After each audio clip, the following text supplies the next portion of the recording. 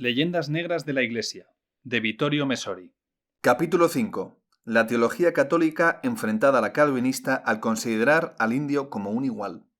La cuestión de las distintas colonizaciones de las Américas, la ibérica y la anglosajona, es tan amplia y son tantos los prejuicios acumulados que solo podemos ofrecer algunas observaciones.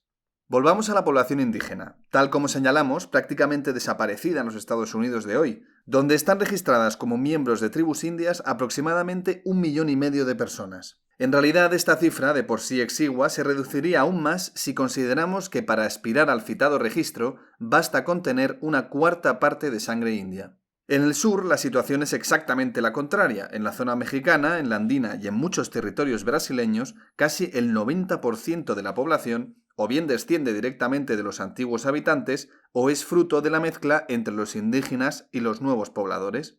Es más, mientras que la cultura de Estados Unidos no debe a la India más que alguna palabra, ya que se desarrolló a partir de sus orígenes europeos sin que se produjese prácticamente ningún intercambio con la población autóctona, no ocurre lo mismo en la América hispano-portuguesa, donde la mezcla no solo fue demográfica, sino que dio origen a una cultura y una sociedad nuevas, de características inconfundibles.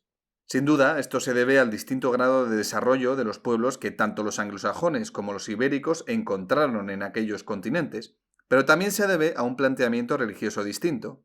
A diferencia de los católicos españoles y portugueses, que no dudaban en casarse con las indias, en las que veían seres humanos iguales a ellos, a los protestantes, siguiendo la lógica de la que ya hemos hablado y que tiende a hacer retroceder hacia el Antiguo Testamento al cristianismo reformado, los animaba una especie de racismo, o al menos el sentido de superioridad de estirpe elegida que había marcado a Israel. Esto, sumado a la teología de la predestinación, el indio es subdesarrollado porque está predestinado a la condenación, el blanco es desarrollado como signo de elección divina, hacía que la mezcla étnica e incluso la cultural fueran consideradas como una violación del plan providencial divino.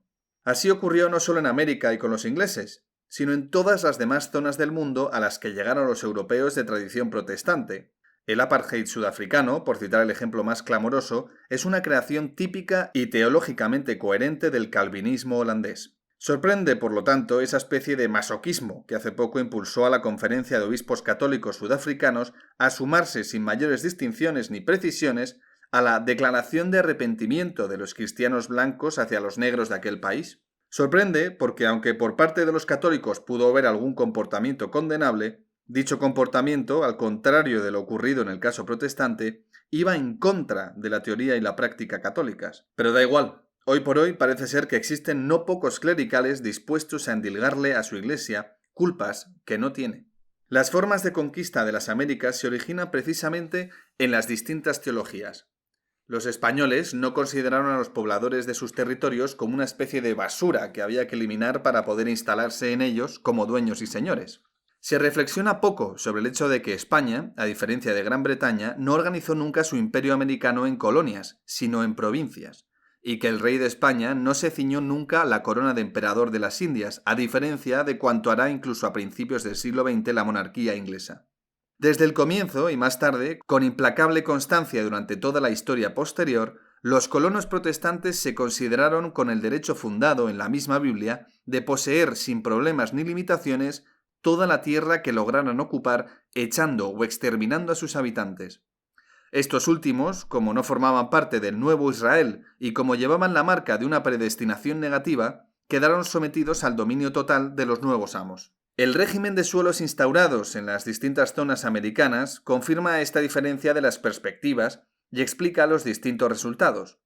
En el sur se recurrió al sistema de la encomienda, figura jurídica de inspiración feudal, por la cual el soberano concedía a un particular un territorio con su población incluida, cuyos derechos eran tutelados por la corona, que seguía siendo la verdadera propietaria. No ocurrió lo mismo en el norte, donde primero los ingleses y después el gobierno federal de Estados Unidos se declararon propietarios absolutos de los territorios ocupados y por ocupar. Toda la tierra era cedida a quien lo deseara al precio que se fijó posteriormente en una medida de $1 por acre. En cuanto a los indios que podían habitar estas tierras, correspondía a los colonos alejarlos o, mejor aún, exterminarlos con la ayuda del ejército si era preciso. El término exterminio no es exagerado y respeta la realidad concreta. Por ejemplo, muchos ignoran que la práctica de arrancar el cuero cabelludo era conocida tanto por los indios del norte como por los del sur. Pero entre estos últimos desapareció pronto, prohibida por los españoles.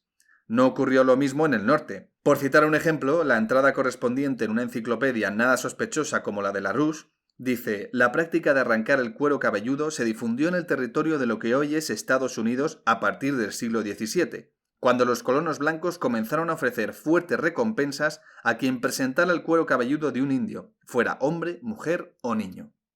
En 1703, el gobierno de Massachusetts pagaba 12 libras esterlinas por cuero cabelludo, cantidad tan atrayente que la caza de indios organizada con caballos y jaurías de perros no tardó en convertirse en una especie de deporte nacional muy rentable. El dicho «el mejor indio es el indio muerto», puesto en práctica en Estados Unidos, nace no solo del hecho de que todo indio eliminado constituía una molestia menos para los nuevos propietarios, sino también del hecho de que las autoridades pagaban bien por su cuero cabelludo. Se trataba, pues, de una práctica que en la América católica no solo era desconocida, sino que de haber tratado a alguien de introducirla de forma abusiva, habría provocado no solo la indignación de los religiosos, siempre presentes al lado de los colonizadores, sino también las severas penas establecidas por los reyes para tutelar el derecho a la vida de los indios. Sin embargo, se dice que millones de indios murieron también en América Central y del Sur. Murieron, qué duda cabe, pero no como para estar al borde de la desaparición como en el norte. Su exterminio no se debió exclusivamente a las espadas de acero de Toledo y a las armas de fuego, que como ya vimos casi siempre fallaban, sino a los invisibles y letales virus procedentes del Viejo Mundo.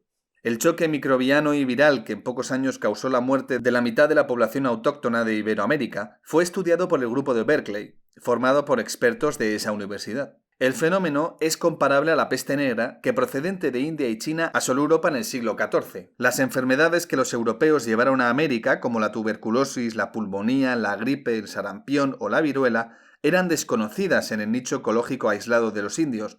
Por lo tanto, estos carecían de las defensas inmunológicas para hacerles frente. Pero resulta evidente que no se puede responsabilizar de ello a los europeos, víctimas de las enfermedades tropicales a las que los indios resistían mejor.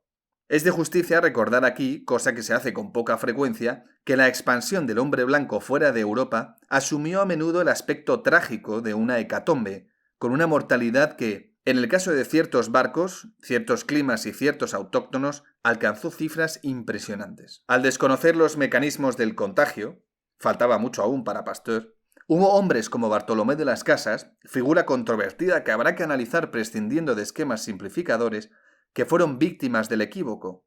Al ver que aquellos pueblos disminuían drásticamente, sospecharon de las armas de sus compatriotas, cuando en realidad no eran las armas las asesinas, sino los virus.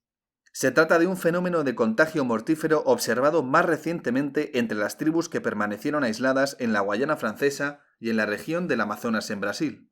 La costumbre española de decir Jesús a manera de augurio a quien estornuda nace del hecho de que un simple resfriado, del cual el estornudo es síntoma, solía ser mortal para los indígenas que lo desconocían y para el que carecía de defensas biológicas.